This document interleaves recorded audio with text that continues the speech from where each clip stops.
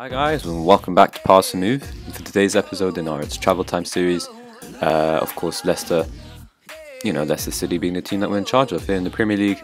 League table's looking poor still, 10 games left to go this season, and we're still in relegation zone, 20 points, and we'll do well to actually get out of the relegation zone at this point. In terms of what happened since the last episode, so that was the 2-0 defeat of Sunderland rather than defeat for us. But yeah, as you can tell, since then, just horrible results. 7-1 to West Ham, absolute destruction. 4-0 to Newcastle, away from home. Both of those. At home, we lost 4-2 to Liverpool. Actually, decent performance, but just couldn't do enough to win really. Aston Villa as well, losing to the Championship side, 4-2 as well. So that's pretty poor results. But yeah, we're just going to keep trying to do the best we can do. I've had to alter the tactics a little bit, not in terms of the roles, but instructions. I've switched things around to see whether it can help us.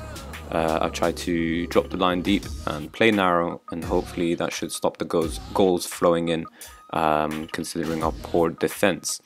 I've got rid of clear ball to flanks and run at defence. Didn't seem really to help us too much.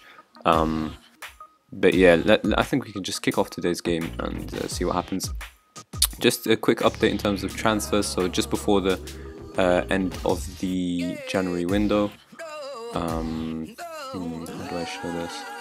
Alright, I think it's just gonna basically I just bought Andre Ponce, Boya Baston, and Andre Ponce as well. Wait, no, that doesn't make sense. Alberto Cherry as well. These three signings I made, of course, the final prices are a lot more than how much I actually did pay initially, so don't worry too much about these fees that are paid from now. But anyways, some decent players. Basically just upgraded my striker force. Of course, everyone's worried that we're going to get relegated, so no one's really interested in joining us, but yeah, we just have to do the best with what we've got. Alberto Cherry, speaking of, just got injured, so we'll bring on Andre Ponce on the bench, and I think we can just kick off with this team and see how things go with today's game. We'll start an attack, and hopefully our risky approach can help us out, basically. Try and get a result that we want, basically. Team warming up, and in just a minute we'll get to see what our odds are. Alright, so apparently we're favourites here, but the odds expert fancies Wolves, and considering how things have gone, you can't really blame him. But if we do win today, again, another type of 6-pointer where we'll close the gap on Wolves as well as get our own 3 points. So, we're in serious threat of getting relegated, basically. But yeah, Danny Drinkwater will just have to man mark their attacking midfielder here.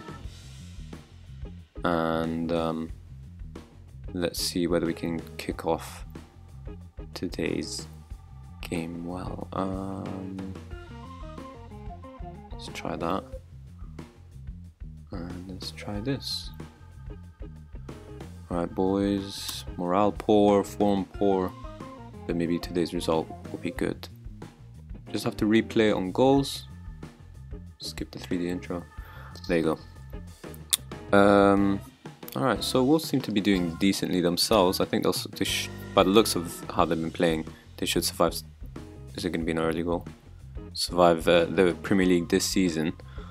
Not sure why the game's a bit laggy.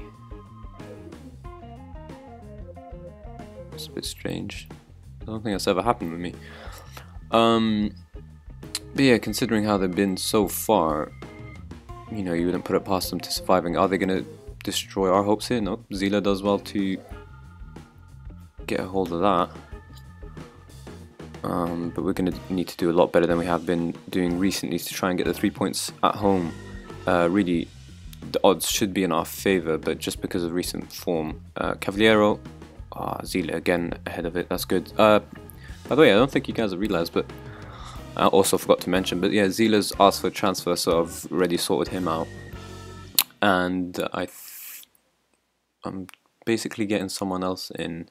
Nothing happened just yet, just scouting, having a look, and obviously he's definitely leaving. It's already been confirmed, so just need to try and get ourselves a player as well. Now we seem to be doing poorly on attack, not too many shots, not much possession. It's a bit strange, honestly, how... I don't think I've ever gotten a 4-4-2 to work, to be honest, and I'm not sure why. This is that guy's tactics, what's his name? I forgot, but one of those, you know, community forums posting thing, he posted this up and he seems to be having a bunch of success with it, so I figured I'd give it a try and try and replicate it further down. I think I have every right to be far from pleased for my players. We haven't done anything significant. There's been no really, you know, proper good highlight for either team here. I'm hoping after this break will improve. But yeah, I'm just, you know, I'm hoping to survive this season and change formations next season. But really, I just hate how the ball's always just pumped into the target man stupidly, like just always, no matter what situation, scenario, whatever. It's really not a good, direct, high tempo type of play. Adama's going to try to punish us here, and thankfully that's wide. But I think I will actually go into the counter here. We don't seem to be doing too well on the attack. Try and hit him on counter, see what happens. Morale's poor and so is form. You know what, let's watch this highlight before I make any changes. It is Wolves on the break here. Drinkwater putting in a reckless tackle considering he's on yellow. Morserini. Zila deals with it well. And let's just tell him to calm down. Players really don't know what to do anymore. If you guys have got suggestions, that'd be great. I'm tempted to just switch around, do my own tactics, but I'm just trying to see if this tactic can work. And these players just seem to be stuck in a rut. Vardy's been poor today, and let's see what other changes should we make.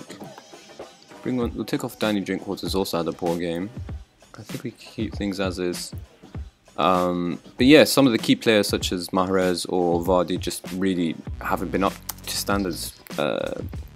You know, the attributes say that they can play as a poacher, can play as a, you know, as a inside forward, as a winger as well.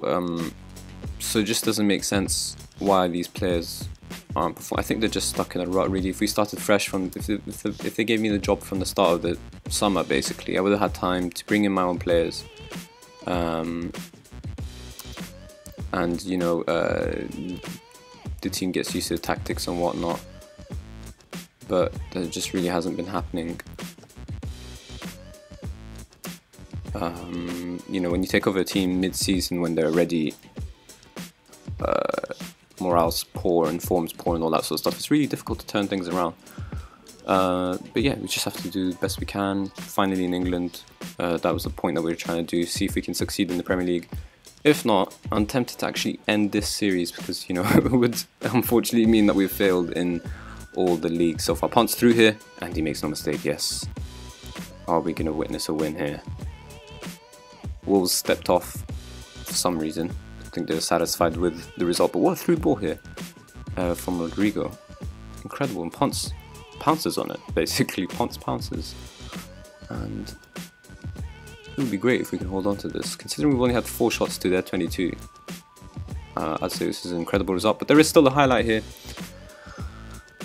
Morgan's got all the time in the world. By the way, I actually completely forgot to point to you guys out, but in that West Ham game, Morgan actually managed to score 2 own goals in the same game and give away a penalty. Yet, Schmeichel, at the time, was the one who was given the horrible rating, not Morgan. And Schmeichel was the one who got an 5.8 rating.